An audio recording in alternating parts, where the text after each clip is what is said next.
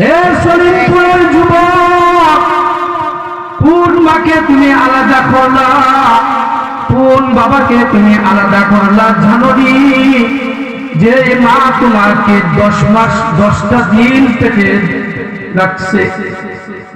এই মা যদি তোমাকে পেটে না রাখতো, তুমি এত সুন্দর পৃথিবী দেখতে পারতা না।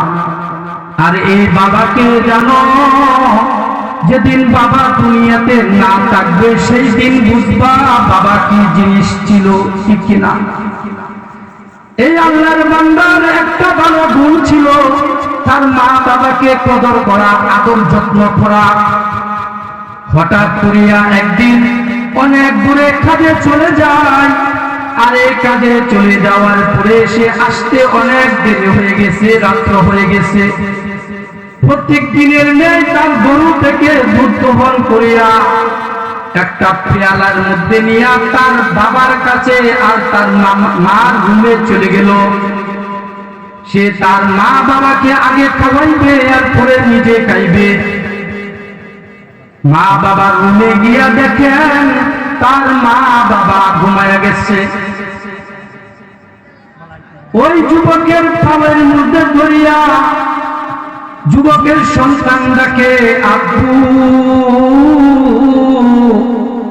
আমার ক্ষুধা লেগেছে, আমাকে খাবার দাও, আমি আমার ক্ষুধা মেটাই। তার আব্বু তাকে, তার সন্তানকে খাওয়ান দেই না, খাবার দেই না।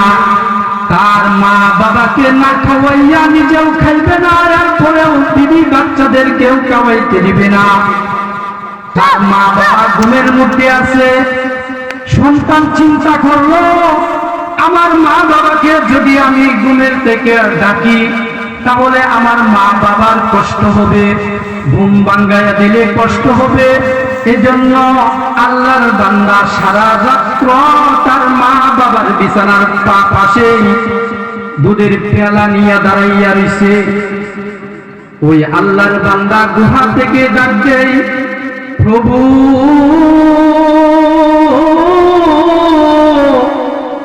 ওই যে আমি মা বাবাকে সন্তুষ্ট করার জন্য, আদর যত্ন করার জন্য এই যে একটা কাজ করেছিলাম, এই কাজটা যদি তোমার কাছে পছন্দ হয় তাহলে ও মালিক আমাদের গুহার পাথরটা সরাইয়া দাও। এই কথা শোনার সাথে সাথে আল্লাহ পাক রব্বুল আলামিন গুহার পাথরটা সামান্য সরাইয়া দিলেন। বলেন না সুবহানাল্লাহ। সামান্য সরাইয়া দিলেন। দ্বিতীয় জন ব্যক্তি গুহার ভিতর থেকে আল্লাহ তাআলার কাছে ক্ষমা চাই, আল্লাহ তাআলাকে ডাক দিয়া বলেন। সে বলতেছে, ও ভাই, আমি যখন যুবক ছিলাম আমি অনেক খারাপ লোক ছিলাম। আমি যখন যুবক ছিলাম আমি অনেক খারাপ ছিলাম। আমি আমার চাচাতো বোনের সাথে সম্পর্ক ছিল,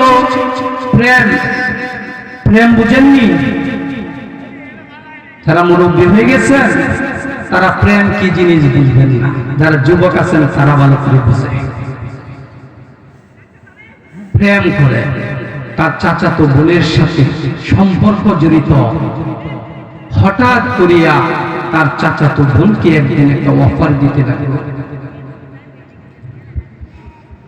বলল, বোন, আমি তোমার সাথে গুনার কাজ করতে চাই, আমি তোমার সাথে শয়তানি কাজ করতে চাই। হঠাৎ করিয়া বোনে একটা ডাক দিল, ও ভাই, আজকে এই জায়গার মধ্যে আমি আর তুমি ছাড়া আর কেউ নাই। ও আমার প্রাণের ভাই, আজকে জায়গার মধ্যে আমি আর তুমি ছাড়া আর কেউ এই কাজ দেখবে না।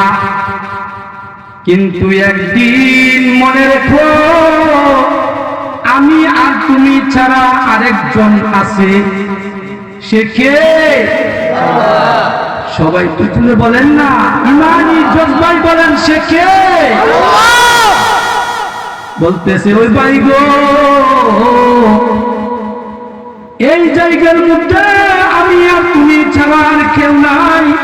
দুনিয়ার কোনো পশু পাখি মানুষ জীব জন্তু কিছুই দেখবে না, কিন্তু আজকে যদি শয়তানের দোকান পড়িয়া আমার সাথে যদি এমন কাজ করো, তাহলে কিন্তু আল্লাহ তাআলা দেখতেছেন। এই দেখার কারণে হাসরের ময়দানে যখন তোমাকে বলবে, ও বান্দা, তোমার চাচাতো বোনের সাথে এমন কেন করলা, এই খারাপ কাজের মধ্যে কেন লিপ্ত হইলা, জবাব দাও বান্দা। তখন তুমি আল্লাহ তাআলার কাছে কি জবাব দিবা? ভাইয়ের মাথার মধ্যে, তার বিবেকের মধ্যে একটা নাড়াচাড়া খায় গেল। সে বলতেছে, ও বোন, তুমি কি বললা?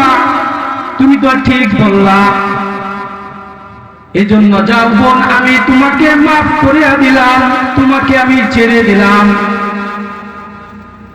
আল্লাহ তাআলার কাছে গুহা থেকে ডাক দিয়া বলেন, মালিক, আমি আমার চাচাতো বোনকে মাফ করার কারণে সে তার সতীত্ব পেয়েছে।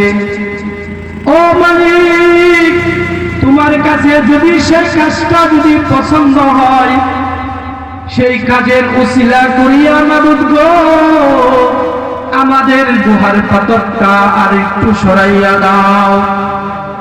আল্লাহ তাআলা কথা শোনার সাথে সাথে, মাফ চাওয়ার সাথে সাথে গুহার পাথরটা আর একটু সরাইয়া দিলেন। বলেন না সুবহানাল্লাহ।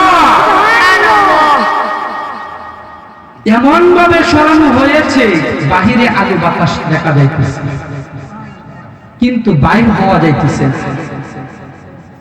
আরেকজন তিনজন তো বলছিলাম না, আরেকজন লোক করতেছে, আমি একদিন অনেক বড় সম্পদওয়ালা ছিলাম, অনেক বড় টাকা পয়সার মালিক ছিলাম।